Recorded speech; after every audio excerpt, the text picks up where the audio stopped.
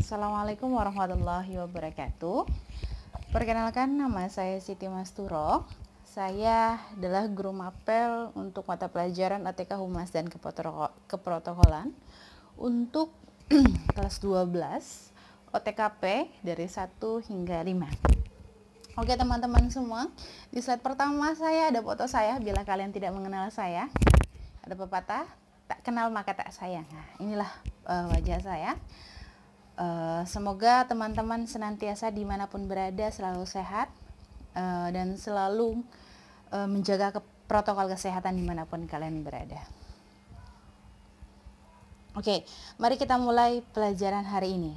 Tetap santai, pegang buku catatan, dan ambil beberapa ringkasan materi yang akan saya sampaikan. Oke, kita mulai. Oke, kita mulai. Sebelumnya mari kita mengucapkan Bismillahirrahmanirrahim. Oke, di sini ada humas dan keprotokolan. Yang pertama adalah kita harus mengenal ruang lingkup keprotokolan itu seperti apa. Ada 3 ruang lingkup humas keprotokolan. Yang pertama adalah hakikat keprotokolan, yang kedua landasan dan sumber hukum keprotokolan, yang ketiga kegiatan protokolan. Ini merupakan ringkasan. Ini ada beberapa materi yang akan kita bahas. Nah, kita bahas satu persatu. Yang pertama kali nanti akan kita bahas tentang hakikat keprotokolan. Pertemuan ini kita akan bahas tentang hakikat keprotokolan yang begitu banyak sebetulnya. Jadi satu pertemuan, satu pembahasan. Oke, teman-teman, kita mulai pembahasan tentang hakikat keprotokolan.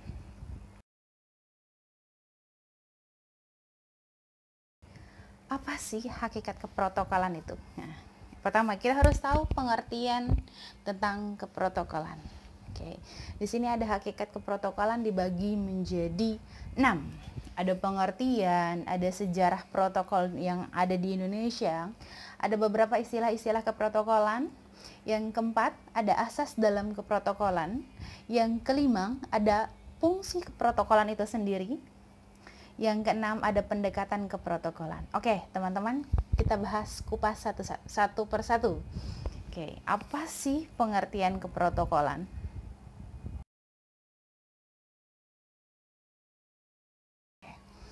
Keprotokolan berasal dari bahasa Yunani, protos yang pertama, dan kola atau lem dan perekat yang artinya. Nah, dapat diartikan sebagai lembar perintah atau keputusan raja kepada rakyatnya. Nah, kata protokol di bawah ini ke bahasa Indonesia Belanda diterjemahkan dalam bahasa Inggris. Keprotokolan adalah serangkaian aturan atau upacara dalam segala kegiatan resmi yang diatur secara tertulis maupun dipraktekkan, yang meliputi beberapa bentuk penghormatan terhadap negara, jabatan kepala negara, dan jabatan menteri yang lazim dijumpai dalam seluruh kegiatan antar bangsa.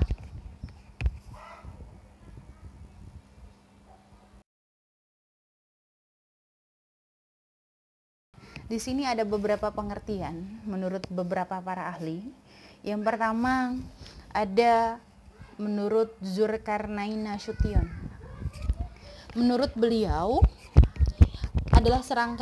keprotokolan adalah serangkaian aturan dalam acara kenegaraan atau acara resmi yang meliputi aturan-aturan mengenai tata tempat, tata upacara, dan penghormatan yang berhubungan dengan seseorang dengan jabatan atau kedudukan dalam suatu negara, pemerintah, dan masyarakat. Jadi, menurut si Zulkarnain ini, menurut Bapak Zulkarnain ini, sebuah keprotokolan itu sebuah aturan. Entah itu aturan tentang tempatnya, tentang upacaranya, tentang cara penghormatannya. Nah, penghormatan bukan berarti kita harus selalu hormat kepada siapa, bukan. Penghormatan adalah cara kita menerima, entah itu tamu negara, pejabat negara, masyarakat luas dalam satu acara tentunya. Seperti itu. Lalu yang kedua, menurut Undang-Undang Nomor 9 Tahun 2010. Nah, protokol adalah serangkaian kegiatan yang berkaitan dengan aturan atau acara kenegaraan resmi yang meliputi, sama seperti Bapak si Zulkarnain, ada tata tempat, tata upacara, dan tata penghormatan. Nah, itu yang diatur kepada penghormatan kepada seseorang sebagai sesuai dengan jabatan atau kedudukan dalam negara, pemerintahan atau masyarakat. Next, kita lanjut ke menurut para ahli. Yang ketiga, itu ada Encyclopedia Britannica. Pada tahun 1962, protokol bisa diartikan sebagai serangkaian aturan upacara dalam segala kegiatan resmi diatur secara tertulis maupun dipraktekkan. Nah, dalam bentuk-bentuk penghormatan terhadap negara, jabatan kepala negara, atau jabatan menteri-menteri yang lain. Nah, sebetulnya di antara tiga ini sudah kita ketahui bahwa definisi keprotokolan itu sebetulnya hanya tiga pokoknya: tata tempat, tata upacara, dan tata penghormatan. Nah, dari ketiga ini saling berkesinambungan. Oke, kita lanjut next. Apa sih menurut si Bapak Satrio Wuryanto? Nah, apa sih keprotokolan itu? Menurut Bapak Satrio Wuryanto, keprotokolan adalah orang yang menjabat atau jabatan dengan segala tugasnya maupun segala aktivitas yang bersifat resmi atau kenegaraan tertentu. Nah, keprotokolan itu adalah acara resmi. Kalau kata bahasa kita, bahasa yang saklek kan. Acara yang resmi, acara yang punya aturan, atau acara yang punya deretan tanggung jawab. Satu acara tanggung jawab siapa? Nah, itulah keprotokolan.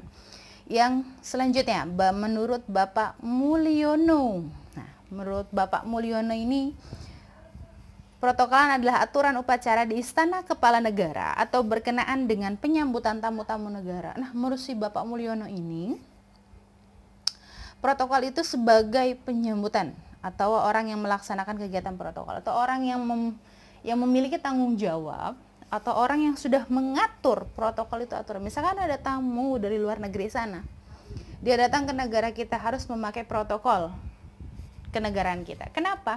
Karena dia adalah tamu negara, makanya harus menggunakan keprotokolan atau keprotokolan seperti itu, ya. Lanjut, ada menurut buku panduan dunia diplomatik, protokolan adalah tatanan kehidupan resmi dalam upacara yang melibatkan pemerintah dan negara serta wakil-wakilnya. Protokol adalah suatu pedoman tata cara internasional. Jadi menurut buku panduan ini sebenarnya sama saja. Dari 6 yang ada ini, menurut beberapa para ahli ini dan beberapa catatan-catatan secara nasional dan diplomatik, sebetulnya saling berkesinambungan. Secara kata lain, keprotokolan ada aturan yang diatur secara resmi oleh lembaga tertinggi pemerintahan, lembaga tertinggi dalam suatu negara, yang diatur secara tertulis ataupun secara praktek, seperti itu, ya. Dapat dipahami? Semoga dapat dipahami.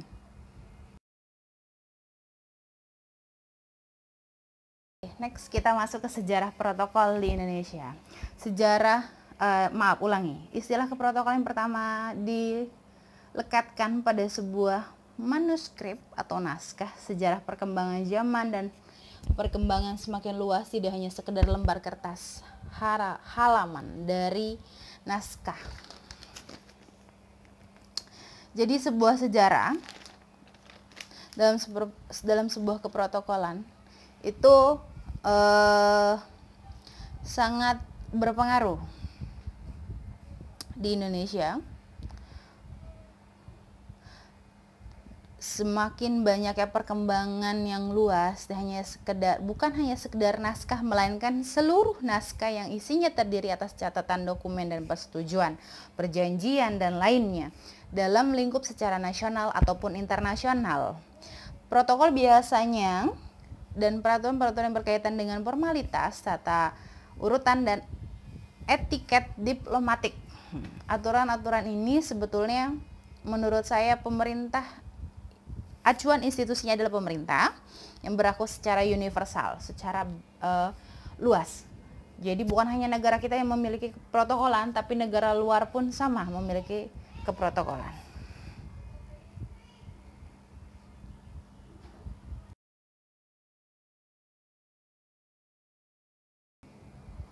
Lalu kapan sih Indonesia memakai istilah seperti ini? tepatnya pada tanggal 7 sampai 9 Maret 2014, 7 sampai 9 Maret 2004 di Jakarta disepakati bahwa keprotokolan adalah norma-norma atau aturan-aturan kebiasaan baru yang dianut atau diyakini dalam kehidupan bernegara, berbangsa, pemerintah, dan masyarakat. Karena protokolan ini sudah diatur dalam Undang-Undang Nomor 8 Tahun 1987.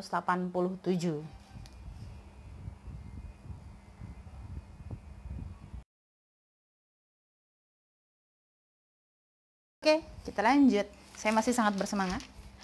Ada beberapa istilah-istilah keprotokolan. Yang pertama, ada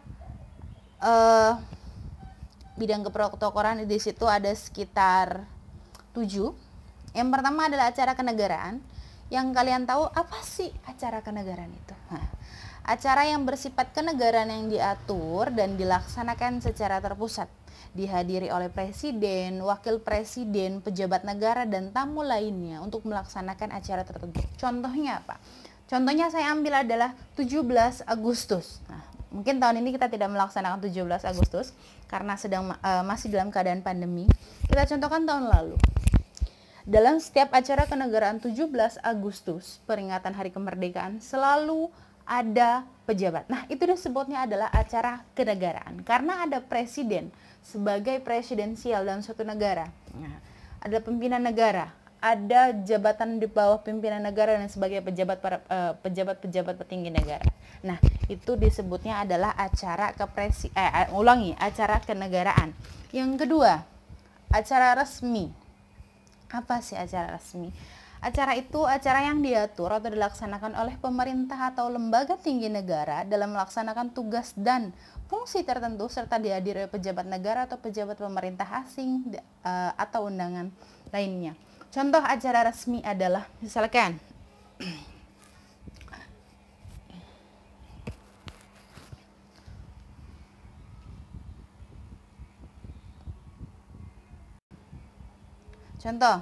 acara resmi adalah misalkan dalam satu kementerian, contohnya adalah Kementerian Pendidikan, kalau dia mau rapat, dia memanggil orang-orang dinas, entah misalkan kalau kementerian itu mencakup dari 34 provinsi yang ada di negara kita. Mereka panggil seluruhnya kepala dinas yang ada di masing-masing provinsi. Nah, itu dalam lengkap itu adalah acara resmi. Kenapa? Karena untuk membicarakan hal-hal yang memang berdasarkan skemanya dalam suatu kenegaraan atau tugas dan fungsinya, karena dihadiri beberapa pejabat itu. Lalu yang ketiga, ada pejabat negara, pimpinan dan anggota lembaga negara sebagai yang dimaksud dalam Undang-Undang Dasar Negara Republik Indonesia pada tahun 1945 dan pejabat negara yang secara tegas ditentukan dalam undang-undang. Nah, istilah keprotokolan ini juga ada di pejabat negara. Kenapa pejabat negara disebutnya orang yang bisa memimpin keprotokolan? Karena dia masuk dalam perundang-undangan seperti itu. Yang keempat, pejabat pemerintahan. Apa sih pejabat pemerintahan? Pejabat yang menduduki jabatan tertentu dalam pemerintahan baik di pusat maupun di daerah. Nah, pejabat pemerintahan itu bukan hanya Bapak Wakil Menteri, Bapak Menteri dan sebagainya. Bapak RT sekalipun adalah seorang pejabat pemerintahan, hanya skala bawahan. Nah, disebutnya skala tinggi kalau di daerah adalah gubernur, wakil gubernur, wali kota, bupati, sampai Pak Camat.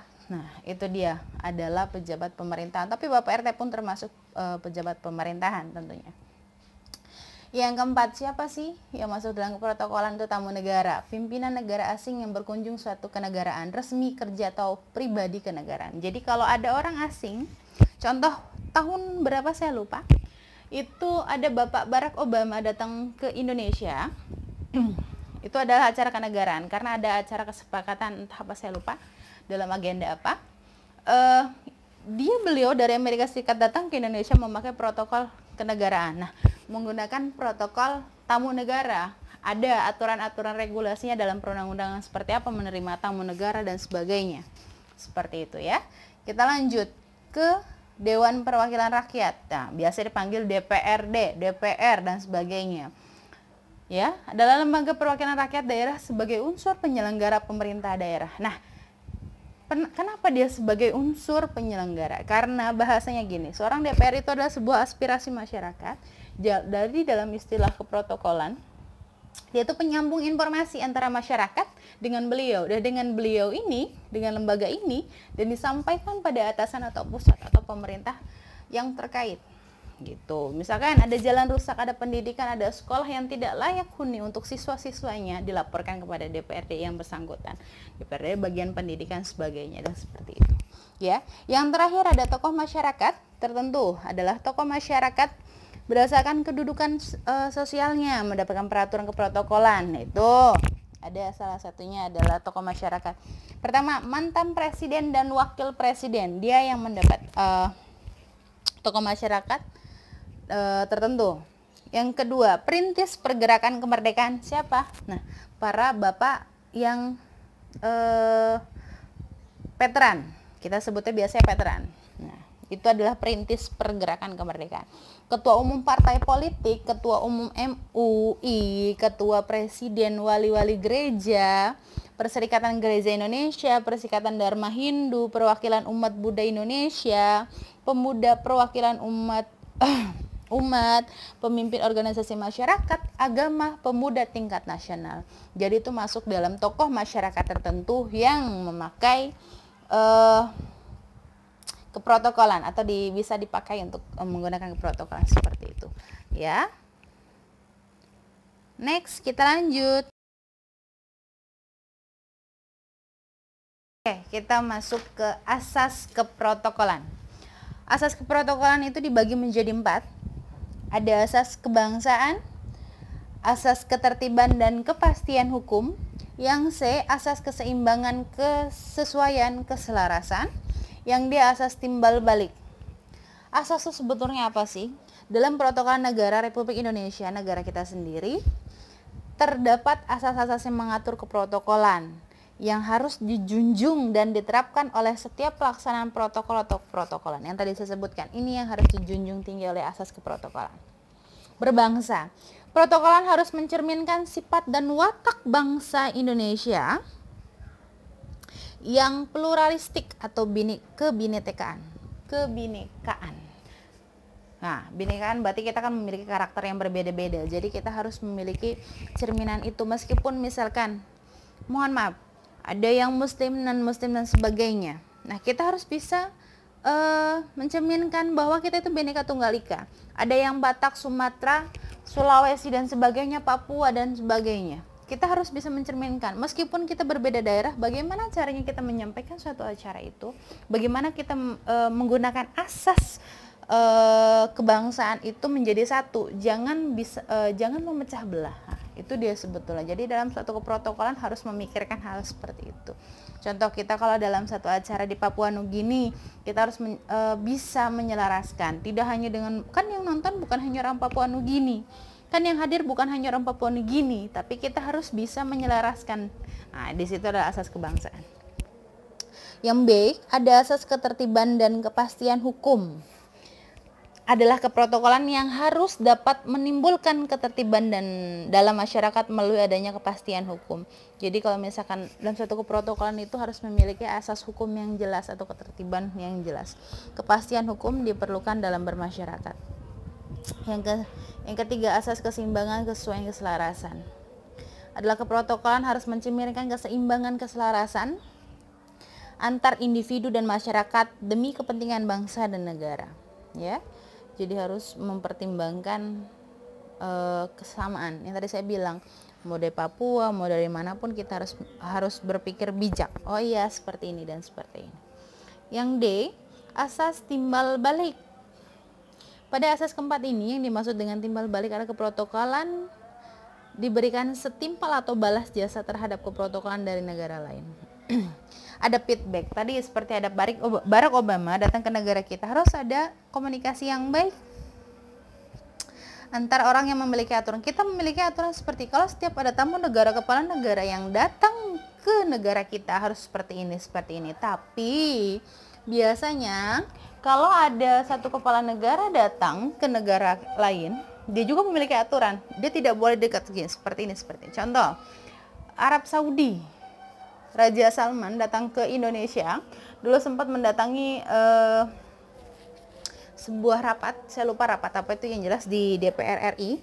Rapatnya itu banyak kerumunan orang. Nah, dia memiliki protokol tersendiri, ada aturan tersendiri yang menyangkut dia. Jadi ada berkade orang-orang yang mengatur seperti apa dan bagaimana kedatangan Raja Sulaiman.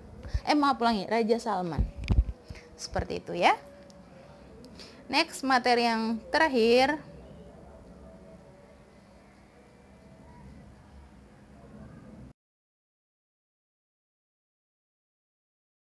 Kita next ke slide. Ada beberapa fungsi protokol. Yang pertama ada menggunakan STS. Pertama ada fragmentasi dan reusable.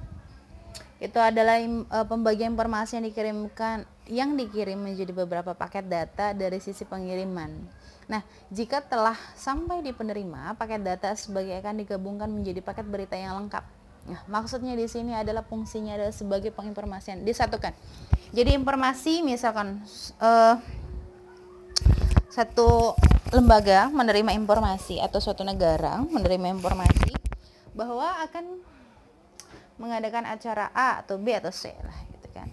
Nah, informasi terus kumpulkan. Apa saja yang dibutuhkan dan bagaimana dan apanya. Nah, itu jadikan satu, jangan sampai menjadi bahan yang tidak lengkap. Itu namanya fragmentasi. Yang B, ada enkapsulasi, proses pengiriman data yang lengkap dengan alamat, kode, koneksi dan sebagainya. Nah, pengiriman ini adalah sebagai acuan protokolan.